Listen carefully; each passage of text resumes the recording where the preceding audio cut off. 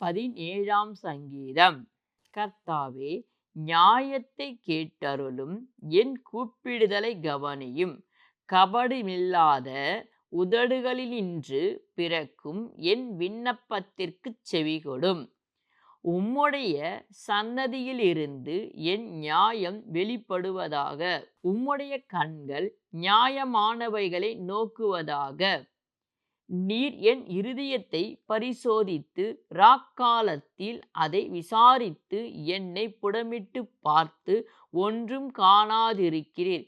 என் வாய் மீறாதபடிக்கு தீர்மானம் பண்ணினேன்.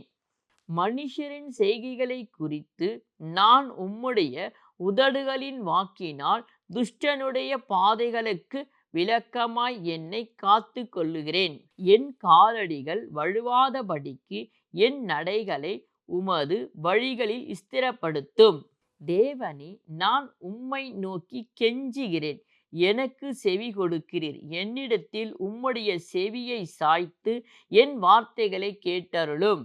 உம்மை நம்புகிறவர்களை அவர்களுக்கு விரோதமாய் எழும்புகிறவர்களினின்று உமது வலது கரத்தினால் தப்புவித்து இரட்சிக்கிறவரே, உம்முடைய அதிசயமான கிருபையை விளங்க பண்ணும். கண்மணியைப் போல என்னை காத்தருளும். என்னை ஒடுக்குகிற துன்மார்க்கருக்கும் என்னை சூழ்ந்து கொள்ளுகிற என் பிராண பகைஞருக்கும் மறைவாக உம்முடைய செட்டைகளின் நிழலிலே என்னை காப்பாற்றும். அவர்கள் நினைத்துண்ணி இருக்கிறார்கள், வாயினால் வீம்பு பேசுகிறார்கள்.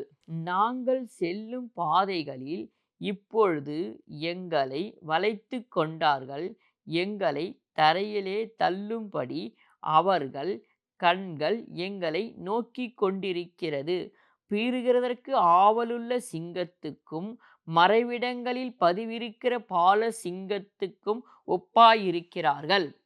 கர்த்தாவே, நீர் எழுந்திருந்து அவனுக்கு எதிரிட்டு அவனை மடக்கடியும். கர்த்தாவே, என் ஆத்துமாவை துன்மார்க்கனுடைய கைக்கு உம்முடைய பட்டயத்தினால் தப்புவியும். மனுஷருடைய கைக்கும் இம்மையில் தங்கள் பங்கை பெற்றிருக்கிற உலக மக்களின் கைக்கும் உம்முடைய கரத்தினால் என்னை தப்புவியும். அவர்கள் வயிற்றை உமது திரவத்தினால் நிரப்புகிறீர். அவர்கள் புத்திர பாக்கியத்தினால் திருப்தி அடைந்து தங்களுக்கு மீதியான பொருள்களை தங்கள் குழந்தைகளுக்கு வைக்கிறார்கள். நானோ நீதியில் உம்முடைய முகத்தை தரிசிப்பேன். நான் விழிக்கும்போது உமது சாயலால் திருப்தியாவேன்.